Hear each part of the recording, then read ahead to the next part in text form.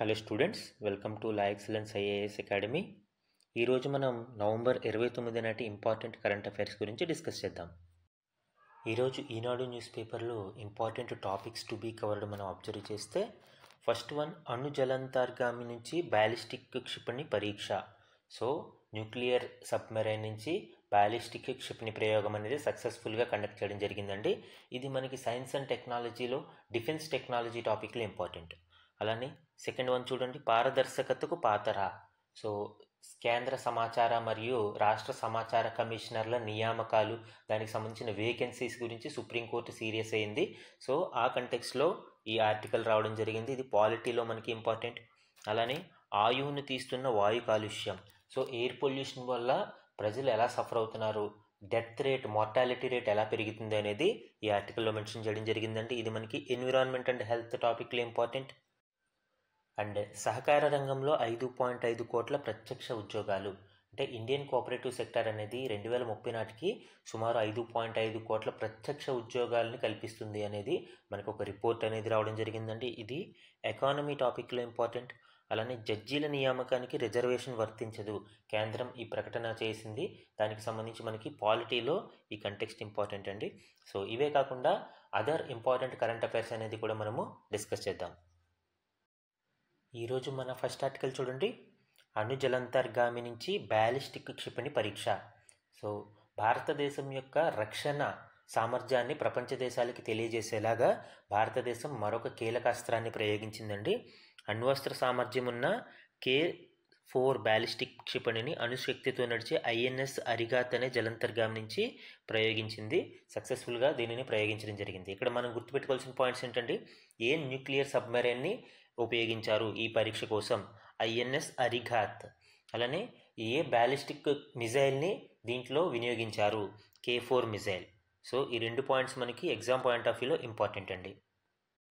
ఈ ప్రయోగంతో భారతదేశం నింగి నేలతో పాటు సముద్రం నుంచి కూడా క్షిపణులను ప్రయోగించగల సామర్థ్యం కలిగిన అతి కొద్ది దేశాల సరసన చేరిందండి. అంటే ల్యాండ్ ఎయిర్ స్ట్రైక్స్తో పాటు మనము నీటి నుంచి, సముద్రం నుంచి కూడా మనము ఈ క్షిపణులను ప్రయోగించే సామర్థ్యం కలిగి ఉన్నాం. So America, Russia, Britain, France, చైనాల తర్వాత బ్యాలిస్టిక్ క్షిపణులని ప్రయోగించగల అణు జలాంతర్గాములు కలిగిన దేశాల్లో భారతదేశం 6వ స్థానంలో ఉందండి. అలానే ఇక్కడ INS అరిఘాత్ గురించి మనం అబ్జర్వ్ చేస్తే, INS అరిఘాత్ అనేది మనకి ఆగస్టు 29న నౌకాదళంలో చేరింది. ఇది INS Arihant category, INS Arihant శ్రేణికి చెందిన ఒక రకమైన సబ్మెరైన్ అండి. సో దీనికి సంబంధించి ఇంపార్టెంట్ డీటెయిల్స్ మనం, INS అరిఘాత్ అనేది న్యూక్లియర్ క్యాపబుల్ సబ్మెరైన్. మనకి K4 అండ్ K15 మిజైల్స్ని లాంచ్ చేయగలిగే సామర్థ్యం కలిగి ఉంటుంది. K4 అనేది 3500 కిలోమీటర్స్ రేంజ్ కలిగి ఉంటుందండి. ఇది ఎగ్జామ్కి చాలా ఇంపార్టెంట్. ముఖ్యంగా మనము చైనాని దృష్టిలో పెట్టుకుని ఈ K4 మిజైల్ని తయారు చేయడం జరిగింది. అలానే K15 అనేది సాగరిక, దీని యొక్క రేంజ్ వచ్చి 750 కిలోమీటర్స్. సో INS అరిఘాత్ అనేది India's second indigenously designed and built Arihant class submarine. So Arihant class సబ్మెరైన్స్లో ఇది 2వ మిజైల్ అండి. ఇది మనకి ఇండిజినస్లీ అంటే స్వదేశీయంగా తయారు చేయబడిన ఒక submarine, nuclear capable submarine. And Arihant class specifications చూడండి, లెంత్ వచ్చి 110 మీటర్స్ ఉంటుంది. అలానే డిస్ప్లేస్మెంట్ ఓవర్ 6000 టన్స్ ఉంటుందండి ఓవరాల్. అలానే క్రూ అంటే 95 మంది ఆ సబ్మెరైన్లో వాళ్ళకి క్యాపబిలిటీ కలిగి ఉంటుంది. అలానే సర్ఫేస్ స్పీడ్ 15 నాట్స్ ఉంటుంది. అలానే సబ్మర్జ్డ్ స్పీడ్ వచ్చి, అంటే మునిగినప్పుడు సుమారు 24 నాట్స్ ఉంటుంది. సో ఈ విధంగా మనము అరిహంత్ క్లాస్ యొక్క స్పెసిఫికేషన్స్ కూడా మనం అబ్జర్వ్ చేయవచ్చు ఇక్కడ. అలానే ఈ న్యూక్లియర్ సబ్మెరైన్ యొక్క ప్రొపల్షన్, అంటే అది ముందుకు వెళ్ళడానికి 80 megawatt nuclear pressurised water reactor drives అనేవి ఇక్కడ మనము స్టీమ్ టర్బైన్కి కనెక్ట్ చేస్తామండి. సో న్యూక్లియర్ పవర్ని ఉపయోగించి ఈ సబ్మెరైన్ అనేది మూవ్ అవుతుంది. సో ప్రొపల్షన్ అనేది ఇక్కడ మనం అబ్జర్వ్ చేయవచ్చు. అలానే ఇది 12 K15 మిజైల్స్ని క్యారీ చేయగలుగుతుంది, ఆర్ 4 K4 మిజైల్స్ని క్యారీ చేయగలుగుతుంది. సో మనకి ఈ K4 కేటగిరీ, K15 కేటగిరీ మిజైల్స్ని ఈ INS అరిఘాత్ అనేది క్యారీ చేస్తుందండి. దీని ద్వారా మనము ఆల్రెడీ చెప్పుకున్న భారతదేశం 6వ దేశంగా ఆవిర్భవించింది ఈ కెపాసిటీ కలిగి ఉన్న దేశాలలో. మన నెక్స్ట్ ఆర్టికల్ చూడండి, పారదర్శకతకు పాతర. సో రీసెంట్గా సుప్రీంకోర్టు కేంద్ర రాష్ట్ర ప్రభుత్వాలకు సమాచార కమిషన్స్లో ఎక్కడైతే వేకెన్సీస్ ఉన్నాయో వాటిని వెంటనే భర్తీ చేయండి అని ఆదేశాలు ఇవ్వడం జరిగింది. ఆ కంటెక్స్లో మనము ఈ ఆర్టికల్ అనేది రావడం జరిగింది. ఇక్కడ మనం అబ్జర్వ్ చేస్తే మొన్న జూన్ నెలాఖరికి దేశవ్యాప్తంగా సమాచార కమిషన్స్లో సుమారు 4 లక్షలకు పైగా అపీల్స్ అనేవి ఉన్నాయండి. అంటే సెకండ్ అపీల్ కావచ్చు, ఫిర్యాదులు కావచ్చు, పెండింగ్లో ఉన్నాయి. సో ఇవన్నీ రోజు రోజుకి పెరుగుతూ ఉండడం వలన, ఎస్పెషల్లీ ఈ వేకెన్సీస్ ఎక్కువగా ఉండడం వలన ఈ అపీల్స్ అనేవి అండ్ కేసెస్ అనేవి పరిష్కారం కాకుండా మిగిలిపోతున్నాయి. ఈ పెండింగ్ని దృష్టిలో పెట్టుకుని సుప్రీంకోర్టు రియాక్ట్ అవ్వడం జరిగింది. అండ్ కేంద్ర రాష్ట్ర సమాచార కమిషన్లలో ప్రధాన కమిషనర్తో పాటు 10 మంది కమిషనర్లు ఉండొచ్చు అని మనకి ఆర్టీఐ చట్టం చెప్తుందండి. సో ఆర్టీఐ యాక్ట్ ప్రకారం కేంద్ర రాష్ట్ర కమిషన్స్లో 1+10 11 మంది సభ్యుల మనకి ఈ కూర్పు అనేది ఉంటుంది. అయితే ప్రజెంట్ మనకి కేంద్ర సమాచార కమిషన్లో సిఐసి అంటే ప్రధాన కమిషనర్తో పాటు 2 కమిషనర్లే ఉన్నారు. అంటే కేవలం 3 మాత్రమే ఉన్నారు. అలానే వివిధ రాష్ట్రాలలో అయితే చాలా ఈ కమిషనర్ల యొక్క వేకెన్సీ అనేది ఉందండి. సో ఈ కంటెక్స్లో సుప్రీం కొంత సీరియస్ అవ్వడం జరిగింది అండ్ వీలైనంత త్వరగా ఈ కమిషన్స్లోని వేకెన్సీస్ని భర్తీ చేయమని ఆదేశాలు జారీ చేసింది. మనకి ఎగ్జామ్ పాయింట్ ఆఫ్ వ్యూలో సెంట్రల్ ఇన్ఫర్మేషన్ కమిషన్ అనేది చాలా ఇంపార్టెంట్ అండి. సో ఇక్కడ మనం డీటెయిల్స్ అబ్జర్వ్ చేస్తే సిఐసిలో చీఫ్ ఇన్ఫర్మేషన్ కమిషనర్తో పాటు 10 మందికి మించని సమాచార కమిషనర్లు ఉంటారు. ఆల్రెడీ మనం డిస్కస్ చేసాం 11 మెంబర్స్ అనేవాళ్ళు ఉండాలి దీంట్లో అని. అండ్ ఈ సభ్యులని రాష్ట్రపతి నియమిస్తారండి. అయితే ఇక్కడ 3 సభ్యులతో కూడిన ఒక కమిటీ ఉంటుంది. ఆ కమిటీ సిఫార్సుల మేరకు మాత్రమే రాష్ట్రపతి ఈ కమిషనర్లని నియమిస్తారు. సో ఎవరెవరండి ఆ కమిటీలో సభ్యులు? ఆ కమిటీ చైర్పర్సన్గా ప్రధానమంత్రి ఉంటారు. అలానే లోక్సభ ప్రతిపక్ష నాయకుడు, leader of opposition party and ప్రధానమంత్రిని నామినేట్ చేసిన ఎవరైనా ఒక కేంద్ర కేబినెట్ మంత్రి. సో ఈ 3 సభ్యులతో కూడిన కమిటీ చేసిన సిఫారసుల మేరకు రాష్ట్రపతి కమిటీ ఎవరైతే ఈ కేంద్ర సమాచార కమిషన్ మరియు ఆ సభ్యులని నియమించడం జరుగుతుందండి. అలానే వీరి యొక్క జీతాలు, అలవెన్సెస్, నిబంధనలు ఇవన్నీ కేంద్ర ప్రభుత్వం సూచిస్తుంది. అండ్ ఇక్కడ ఇంపార్టెంట్ పాయింట్ ఏంటంటే మనకి పదవీ కాలం టెన్యూర్ గురించి ఇక్కడ మాట్లాడాలండి. ప్రధాన కమిషనర్ మరియు సమాచార కమిషనర్ కేంద్ర ప్రభుత్వం నిర్దేశించిన కాలానికి లేదా వారికి 65 సంవత్సరాల వయసు వచ్చే వరకు పదవిలో ఉంటారు. యాక్చువల్గా ఒరిజినల్ యాక్ట్లో ఇది 5 ఇయర్స్గా ఉండేది, 5 సంవత్సరాలు ఫిక్స్డ్ టెన్యూర్గా ఉండేది. బట్ రీసెంట్గా జరిగిన అమెండ్మెంట్ అంటే 2019 అమెండ్మెంట్ ప్రకారం దీనిని కేంద్ర ప్రభుత్వం నిర్దేశించిన కాలానికి అనేది పరిమితం చేశారు. అంటే సెంట్రల్ గవర్నమెంట్ ఎంత టెన్యూర్ ఫిక్స్ చేస్తే అంత మేరకు వీళ్ళు పనిచేయాల్సి ఉంటుంది. సో 5 ఇయర్స్ ఫిక్స్డ్ టెన్యూర్ అనేది తొలగించడం జరిగిందండి. మన నెక్స్ట్ ఆర్టికల్ చూడండి. ఆయువుని తీస్తున్న వాయు కాలుష్యం. అంటే వాయు కాలుష్యం, ఎయిర్ పొల్యూషన్ వలన మార్టాలిటీ రేట్ అనేది ఏ విధంగా పెరుగుతుంది? ఏటా 15 లక్షలకు పైగా మృతి చెందుతున్నారండి ఈ ఎయిర్ పొల్యూషన్ వలన. అలానే ముఖ్యంగా ఇందులో 90% పైగా మరణాలు పేద మరియు మధ్య ఆదాయ దేశాల్లోనే సంభవిస్తున్నాయి. అంటే పూర్ కంట్రీస్ ఎక్కువగా వీటి వల్ల సఫర్ అవుతున్నాయి. మనము వీటి గురించి చెప్పుకున్నాం. క్లైమేట్ చేంజ్ అవ్వచ్చు, పొల్యూషన్ వల్ల కావచ్చు, ఎక్కువగా సఫర్ అయ్యేది poor countries, middle income countries మాత్రమే ఎక్కువగా సఫర్ అవుతాయండి. దీనికి కారణం అంటే ఈ పొల్యూషన్స్కి కారణమైన రిచ్ కంట్రీస్ ఎవరైతే ఉన్నారో వాళ్ళు ఈ రిపర్కషన్స్ అనేవి తక్కువగా ఫేస్ చేస్తారు. సో అందుకే క్లైమేట్ జస్టిస్ అనే ఒక కాన్సెప్ట్ వచ్చింది. అలానే క్లైమేట్ ఫైనాన్స్ అనేది ఉండాలి అని పేద మధ్యాదాయ దేశాలు ఎందుకు డిమాండ్ చేస్తున్నాయంటే ఇలాంటి రిపర్కషన్స్ని ఫేస్ చేస్తున్నాయి కాబట్టి ఈ క్లైమేట్ ఫైనాన్స్ని డిమాండ్ చేస్తున్నాయండి.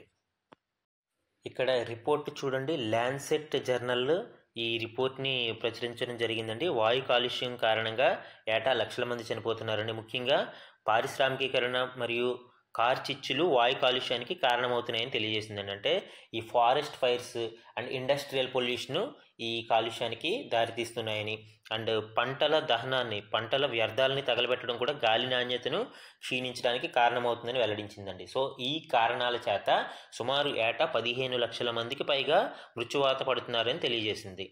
అలానే ల్యాన్సెట్ రిలీజ్ చేసిన రీసెంట్ జర్నల్స్లో మనము ఇండియన్ సిటీస్ మరియు డెత్స్ లింక్డ్ టు పొల్యూషన్ అనేది అబ్జర్వ్ చేస్తే ఇక్కడ చూడండి, భారతదేశం యొక్క కొన్ని నగరాలు వాటిలో యావరేజ్ PM 2.5 ఈ మరణాలకి ముఖ్యంగా పార్టిక్యులేట్ మ్యాటర్ 2.5 అనేది కారణమవుతుంది. ఇది శ్వాసకోశ సంబంధిత వ్యాధులకి దారితీస్తుంది. దానివలన ఈ డెత్ రేట్ అనేది, మార్టాలిటీ రేట్ అనేది పెరుగుతుంది.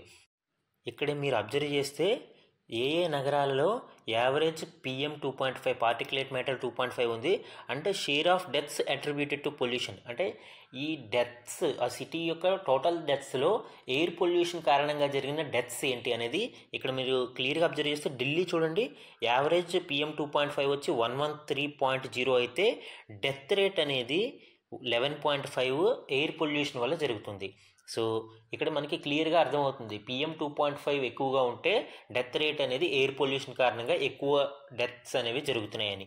అలానే వారణాసి 82.1 PM 2.5 ఉంటే యావరేజ్గా మనకి డెత్ రేట్ అనేది 10.2 ఉంది. సో అలాగా వివిధ నగరాలని మనం అబ్జర్వ్ చేస్తే ఇక్కడ యావరేజ్ PM 2.5కి సంబంధించి మనకి డెత్ రేట్స్ అనేవి దానికి లింక్ చేసుకుంటూ ఉన్నాయండి. సో ఇక్కడ క్లియర్గా మనకు అర్థమవుతుంది ఏంటంటే ఎయిర్ పొల్యూషన్ ఎక్కువయ్యే కొలది మార్టాలిటీ రేట్ అనేది పెరుగుతుంది, ప్రజలు ఈ సఫర్ ఎక్కువ అవుతున్నారు ఎయిర్ పొల్యూషన్ కారణంగా అనేది ఇక్కడ మనం క్లియర్గా అబ్జర్వ్ చేయవచ్చు.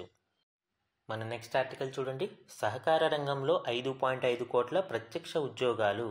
సో 2030 నాటికి మనకి 5.5 కోట్ల డైరెక్ట్ ఎంప్లాయ్మెంట్ అనేది జరుగుతుంది అని ఈ సహకార రంగాల వల్ల ప్రైమస్ పార్ట్నర్స్ అనే సంస్థ యొక్క నివేదికలో తెలియజేశారు.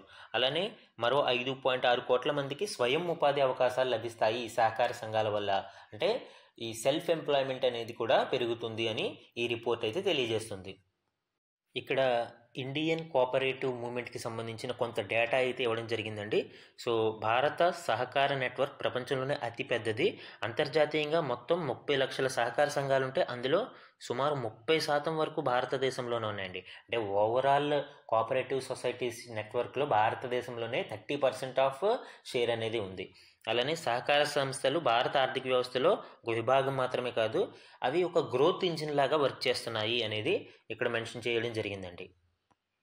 ముఖ్యంగా 2016-17 నాటికి ఆర్థిక వ్యవస్థలో మొత్తం ఉపాధిలో 13.3% సహకార సంఘాలు షేర్ అనేది ఉంది. అంటే ఓవరాల్ ఎంప్లాయ్మెంట్లో 13.3% అనేది మనకి ఈ కోఆపరేటివ్ సెక్టార్స్లో ఉంది. అండ్ ఇది 2007-8 టైంలో చూస్తే 12 లక్షల ఉద్యోగాలు ఉండేవి. బట్ 16-17 నాటికి ఇది 18.9% రేట్తో, అంటే వృద్ధి రేటుతో ఈ ఉద్యోగాలు 58 లక్షలకి పెరిగినాయండి. అంటే ఇదే అంచనాతో ఇప్పుడు 2030 నాటికి ఇది 5.5 కోట్ల మందికి డైరెక్ట్ ఎంప్లాయ్మెంట్ చేకూరుస్తుంది అని ఈ నివేదిక అయితే పేర్కొంటుంది. అలానే 5.6 కోట్ల మందికి సెల్ఫ్ ఎంప్లాయ్మెంట్ అవకాశాలను కూడా సృష్టించగలుగుతుంది భారత సహకార సంఘం అనేది, సహకార సంఘాల నెట్వర్క్ అనేది ఈ రిపోర్ట్ తెలియజేస్తుంది. ఇక్కడ సహకార సంఘాలలో స్వయం ఉపాధి అవకాశాల గురించి డీటెయిల్స్ కూడా ఇవ్వడం జరిగిందండి. 2006-7లో 1.54 కోట్ల మందికి సెల్ఫ్ ఎంప్లాయ్మెంట్ ఆపర్చునిటీస్ లభించగా 2018 నాటికి సంఖ్య 3 కోట్లకు పెరిగిందండి. సో అంటే 3-6% అనేది గ్రోత్ రేట్ ఇందులో కనిపిస్తుంది. అండ్ 2030 నాటికి ఇది 5.6 కోట్ల మందికి మనకి సెల్ఫ్ ఎంప్లాయ్మెంట్ అందించే అవకాశం ఉందని ఈ రిపోర్ట్ తెలియజేస్తుంది. అలానే జీడిపిలో 2030 నాటికి ఈ రంగం 3-5% షేర్ అనేది కలిగి ఉండవచ్చు అని కూడా ఈ రిపోర్ట్ తెలియజేస్తుంది. సో ఎక్స్ట్రాడినరీ స్టాట్స్ అనేవి మనము కోఆపరేటివ్ సెక్టార్స్లో చూడవచ్చు కమింగ్ డేస్లో అనేది ఈ ప్రైమస్ పార్ట్నర్స్ నివేదికలో కీలక అంశాలుగా మనం చెప్పుకోవచ్చండి. మన నెక్స్ట్ ఆర్టికల్ చూడండి, జడ్జీల నియామకానికి రిజర్వేషన్ వర్తించదు. సో రాజ్యసభలో ఈ జడ్జీల నియామకానికి సంబంధించి రిజర్వేషన్స్ గురించిన క్వశ్చన్కి కేంద్ర న్యాయశాఖ మంత్రి ఈ రిప్లై ఇవ్వడం జరిగిందండి. సో జడ్జీల నియామకానికి రిజర్వేషన్స్ అయితే వర్తించవు అని దీంట్లో మెన్షన్ చేయడం జరిగింది. ఇక్కడ మనకి ఎగ్జామ్ పాయింట్ ఆఫ్ వ్యూలో ఈ జడ్జీల యొక్క నియామకం ఏ విధంగా జరుగుతుంది, కొలీజియం సిస్టమ్ అంటే ఏంటి, జడ్జీల నియామకానికి కావాల్సిన క్వాలిఫికేషన్స్ ఏంటి అనేవి మనకి ఇంపార్టెంట్ అండి. ఇక్కడ చూడండి ఈ కొలీజియం సిస్టమ్ గురించి. సో కొలీజియం సిస్టమ్ అంటే ఏంటంటే it is a forum which decides on appointments and transfers of judges. జడ్జిల యొక్క నియామకాలకి మరియు వారి ట్రాన్స్ఫర్స్ని నిర్ణయించే ఒక రకమైన ఫోరం. సో ఈ జడ్జిని ఎవరు అపాయింట్మెంట్ చేస్తారు, ప్రెసిడెంట్ అపాయింట్ చేస్తారు. అయితే ఈ అపాయింట్మెంట్లో ఈ కొలీజియం యొక్క నిర్ణయం అనేది అంతిమం అండి. సో ఈ కొలీజియం నిర్ణయం అనేది ఫైనల్గా మనకి కన్సల్ట్ చేయాలి. ఈ కొలీజియంలో CJIతో పాటు 4 సుప్రీంకోర్టు సీనియర్ న్యాయమూర్తులు ఉంటారండి.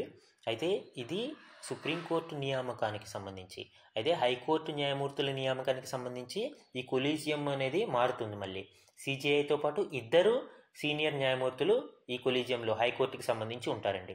సో రెండింటికి డిఫరెన్స్ మనం అబ్జర్వ్ చేయాలి. 1+4 సుప్రీంకోర్టుకి అయితే 1+2 హైకోర్టుకి ఉంటుంది. ఇక్కడ న్యాయమూర్తుల నియామకానికి అవసరమైన క్వాలిఫికేషన్స్ని మనం చూస్తే సుప్రీంకోర్టు న్యాయమూర్తి ఖచ్చితంగా ఈ క్రింది అర్హతలు కలిగి ఉండాలండి.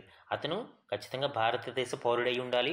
అలానే 5 ఏళ్ల పాటు హైకోర్టు న్యాయమూర్తిగా పనిచేసి ఉండాలి. ఏదైనా ఒక హైకోర్టులో కనీసం 5 సంవత్సరాల పాటు అతను న్యాయమూర్తిగా పనిచేసి ఉండాలి. లేదా అతను కనీసం 10 సంవత్సరాలు ఏదైనా హైకోర్టులో న్యాయవాదిగా పనిచేసి ఉండాలి.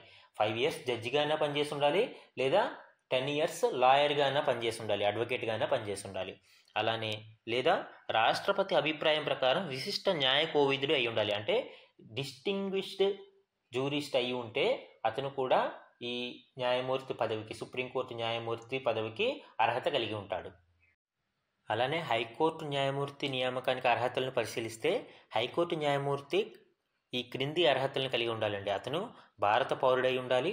అలానే ఆ వ్యక్తి భారత హైకోర్టులలో న్యాయవాదిగా కనీసం 10 సంవత్సరాల అనుభవం ఉండాలి. అంటే అడ్వకేట్గా హైకోర్టులలో 10 సంవత్సరాలు అనుభవం కలిగి ఉండాలి. లేదా భారత భూభాగంలో న్యాయాధికారిగా కనీసం 10 సంవత్సరాల అనుభవం ఉండాలి. ఇక్కడ మనకి డిస్టింగ్విష్డ్ జ్యూరిస్ట్ కాన్సెప్ట్ లేదు. ఇక్కడ హైకోర్టుకి మనకి సుప్రీంకోర్టు లాగా డిస్టింగ్విష్డ్ జ్యూరిస్ట్ కాన్సెప్ట్ లేదు, అది గుర్తుపెట్టుకోండి. అలానే ఇక్కడ గుర్తుపెట్టుకోవాల్సిన వెరీ ఇంపార్టెంట్ పాయింట్ ఏంటంటే నో మినిమం ఏజ్. ఎక్కడా కూడా మనకి మినిమం ఏజ్ ఇంత ఉండాలి, ఇంత ఏజ్ తర్వాత మాత్రమే న్యాయమూర్తిగా మనకి అర్హత కలిగి ఉంటారు అని ఎక్కడ మెన్షన్ చేసి లేదండి. యాక్చువల్గా చాలా అపాయింట్మెంట్స్లో లేదా అర్హతలలో మనకి మినిమం ఏజ్ అనేది ఉంటుంది. కానీ హైకోర్టు మరియు సుప్రీంకోర్టు న్యాయమూర్తుల నియామకాలలో ఈ మినిమం ఏజ్ అనేది ఎక్కడ మెన్షన్ చేసి లేదు. ఈ పాయింట్ ఎగ్జామ్ పాయింట్ ఆఫ్ వ్యూలో చాలా ఇంపార్టెంట్ అండి. మన నెక్స్ట్ ఆర్టికల్ చూడండి. బీచ్ శాండ్ తవ్వకాలు ప్రైవేటుకు ఇవ్వము. సో కేంద్ర మంత్రి జితేంద్ర సింగ్ స్పష్టం చేయడం జరిగిందండి.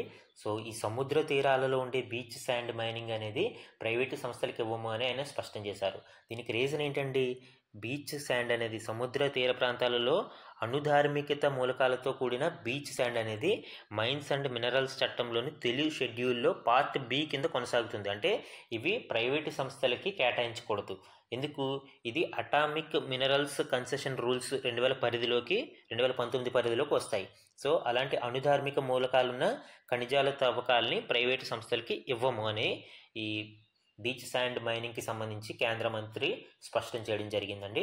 యాక్చువల్గా ఇక్కడ మనం బీచ్ శాండ్ గురించి అబ్జర్వ్ చేస్తే బీచ్ శాండ్లో మొనజైట్ నిల్వలు ఎక్కువగా ఉంటాయి. ఈ మొనజైట్ అనేది మనకి ఎక్కువగా ఈ థోరియం డిపాజిట్స్ని కలిగి ఉంటుంది. మనకి భారతదేశ న్యూక్లియర్ పాలసీ ఏదైతే ఉందో మనకి విద్యుత్కి సంబంధించి అణు విద్యుత్ యొక్క పాలసీ ఏదైతే ఉందో అది 3 స్టేజ్ పాలసీ అండి. ముఖ్యంగా మనము ఈ పాలసీని ఈ థోరియం నిల్వలని భారతదేశంలో ఎక్కువగా లభించే ఈ థోరియం నిల్వల్ని దృష్టిలో పెట్టుకుని ఆ పాలసీని డిజైన్ చేయడం జరిగింది. మనం ఆ పాలసీ గురించి అబ్జర్వ్ చేద్దాము. ముఖ్యంగా మనకి ఈ థోరియం డిపాజిట్స్ ఎక్కడ ఎక్కువగా లభిస్తాయి అంటే కేరళ రాష్ట్రంలోని చవారా బీచ్లో ఎక్కువగా లభిస్తాయి. అలానే కేరళలో మనకి చాలా ఎక్కువ మొత్తంలో మోనజైట్ అండ్ థోరియం అంటే మోనజైట్ ఓర్ ఎక్కువగా లభిస్తుంది. థోరియం నిల్వలు ఎక్కువగా ఉన్నాయి అందులో. అలానే తమిళనాడులోని మహావలకుర్తి, ఆంధ్రప్రదేశ్ అండ్ ఒడిశా, జార్ఖండ్ రాష్ట్రాలలో కూడా మనకి ఈ మోనజైట్ ఓర్ అంటే ఈ మోనజైట్ ఎస్పెషల్లీ థోరియం రిజర్వ్స్ అనేవి ఎక్కువగా మనము అబ్జర్వ్ చేయవచ్చండి. ఇక్కడ చూడండి, భారతదేశం యొక్క 3 స్టేజ్ న్యూక్లియర్ ప్రోగ్రామ్. సో ఈ 3 స్టేజ్ న్యూక్లియర్ ప్రోగ్రామ్ని ఏ విధంగా డిజైన్ చేశారు? భారతదేశం యొక్క లో యురేనియం రిసోర్స్ ప్రొఫైల్ని దృష్టిలో పెట్టుకుని మనకి యురేనియం అనేది తక్కువ మోతాదులో లభిస్తుంది. ఓన్ రిసోర్సెస్ అనేవి తక్కువగా ఉన్నాయి, బట్ మనకి థోరియం నిల్వలు అనేవి చాలా ఎక్కువగా ఉన్నాయి. సో ఆ బేస్ చేసుకుని మనము ఈ 3 స్టేజ్ న్యూక్లియర్ ప్రోగ్రామ్ అనేది డెవలప్ చేసుకున్నామండి. ఈ 3 స్టేజెస్ మనము క్లియర్గా అబ్జర్వ్ చేస్తే ఒకదాని మీద ఒకటి డిపెండ్ అయి ఉంటుంది. సో ఫస్ట్ స్టేజ్ నుంచి సెకండ్ స్టేజ్కి అంటే సెకండ్ స్టేజ్ నుంచి థర్డ్ స్టేజ్కి ఈ ఫ్యూయల్ అనేది మనకి బై ప్రొడక్ట్స్ అనేవి లభ్యమవుతూ ఉంటాయి. ఇక్కడ చూడండి, స్టేజ్ 1 చూస్తే స్టేజ్ 1లో మనము హెవీ వాటర్ రియాక్టర్స్ని fuelled by natural uranium. So ఈ న్యాచురల్ యురేనియం అనేది ఈ స్టేజ్ 1లో ఉపయోగిస్తాము హెవీ వాటర్ రియాక్టర్స్లో. సెకండ్ స్టేజ్లో చూడండి, ఈ ఫస్ట్ స్టేజ్లో ప్లూటోనియం అనేది ప్రొడ్యూస్ అవుతుంది. ఈ విధంగా లభించిన ప్లూటోనియంని మనము సెకండ్ స్టేజ్లో యూజ్ చేస్తాము. ఇక్కడ చూడండి, plutonium fuelled fast breeder reactors అనేవి ఉపయోగిస్తాము. ఇక్కడ ఫ్యూయల్ చూడండి, a mix of plutonium and natural uranium. So stage 2లో మనము స్టేజ్ 1లో లభించిన ప్లూటోనియంని మరియు న్యాచురల్ యురేనియంని ఉపయోగించి స్టేజ్ 2 అనేది యూజ్ చేస్తాం. ఇక్కడ స్టేజ్ 3 చూడండి, mix of thorium and uranium fuels the reactors thorium transmits to uranium 233. So uranium 233 అనేది స్టేజ్ 3లో డెవలప్ అవుతుంది మనకి. దీనిని ఉపయోగించుకుని మనకి రిజర్వ్స్ ఏవైతే ఉన్నాయో ఆ రిజర్వ్స్ థోరియం రిజర్వ్స్ని ఉపయోగించుకుని మనము ఈ స్టేజ్ 3ని కన్వర్ట్ చేసుకుంటామండి. సో ఈ విధంగా భారతదేశం ఈ న్యూక్లియర్ పవర్లో సెల్ఫ్ సఫిషియెంట్గా అవ్వాలి అనే ఉద్దేశంతో ఈ 3 స్టేజ్ న్యూక్లియర్ ప్రోగ్రామ్ని డెవలప్ చేసుకుంది. మన నెక్స్ట్ ఆర్టికల్ చూడండి, జార్ఖండ్ సీఎంగా హేమంత్ సోరెన్ ప్రమాణం. సో ఇటీవల జరిగిన ఎన్నికలలో విజయం సాధించిన హేమంత్ సోరెన్ జార్ఖండ్ సీఎంగా ప్రమాణ స్వీకారం చేస్తున్నారండి. ఇక్కడ మనము ఇంపార్టెంట్గా గుర్తుపెట్టుకోవాల్సిన విషయం ఏంటంటే సీఎం చేత ఎవరు ప్రమాణ స్వీకారం చేయిస్తారు. సో గవర్నర్ అనే అతను సీఎం చేత ప్రమాణ స్వీకారం చేయిస్తారు. అదే ప్రెసిడెంట్ ఆఫ్ ఇండియా ప్రధానమంత్రి మరియు కేంద్ర కౌన్సిల్ ఆఫ్ మినిస్టర్స్ చేత ప్రమాణ స్వీకారం చేయిస్తే రాష్ట్ర ముఖ్యమంత్రి మరియు కౌన్సిల్ ఆఫ్ మినిస్టర్స్ చేత గవర్నర్ ప్రమాణ స్వీకారం చేస్తారు. ఈ 2 పాయింట్స్ గుర్తుపెట్టుకోండి. మన నెక్స్ట్ ఆర్టికల్ చూడండి, ఆంధ్రప్రదేశ్లో ఈ నార్కోటిక్స్ని లేదా మాదక ద్రవ్యాలని కట్టడి చేయడం కోసం ఒక ప్రత్యేక టాస్క్ ఫోర్స్ని ఏర్పాటు చేయడం జరిగిందండి. దానికి ఈగల్ అనే పేరుని పెట్టడం జరిగింది. సో ఈ ఈగల్కి సంబంధించిన డీటెయిల్స్ మనం ఇప్పుడు చూద్దాము. ఇది మనకి మాదక ద్రవ్యాల నియంత్రణ కోసం ఏర్పాటు చేయబడింది. దీనికి ఒక ఐజీ స్థాయి వ్యక్తిని విభాగాధిపతిగా నియమించడం జరిగిందండి. అలానే అమరావతిలో రాష్ట్ర స్థాయి నార్కోటిక్ పోలీస్ స్టేషన్ని ఒకటి ఏర్పాటు చేశారు. అంటే రాష్ట్ర వ్యాప్తంగా ఈ పోలీస్ స్టేషన్కి అధికార పరిధి ఉంటుంది. అలానే 5 చోట్ల ప్రత్యేక కోర్టుల్ని ఏర్పాటు చేయడం జరిగింది. కేవలం ఈ మాదక ద్రవ్యాల కేసులని విచారించడం కోసం ప్రత్యేక కోర్టులను కూడా ఏర్పాటు చేయడం జరిగింది. అండ్ ఫిర్యాదులకి టోల్ ఫ్రీ నెంబర్ 1972 అనే టోల్ ఫ్రీ నెంబర్ని కూడా కేటాయించడం జరిగింది.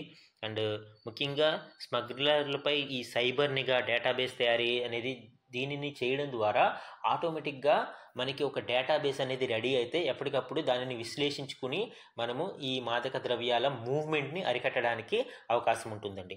సో ఈ విధంగా హోంశాఖ అనేది ఉత్తర్వులు ఇవ్వడం జరిగింది. ఈ డీటెయిల్స్ మనం అబ్జర్వ్ చేస్తే ఇక్కడ నార్కోటిక్ స్టేషన్కు రాష్ట్రం అంతా పరిధి ఉంటుందని దీంట్లో తెలియజేస్తున్నారు.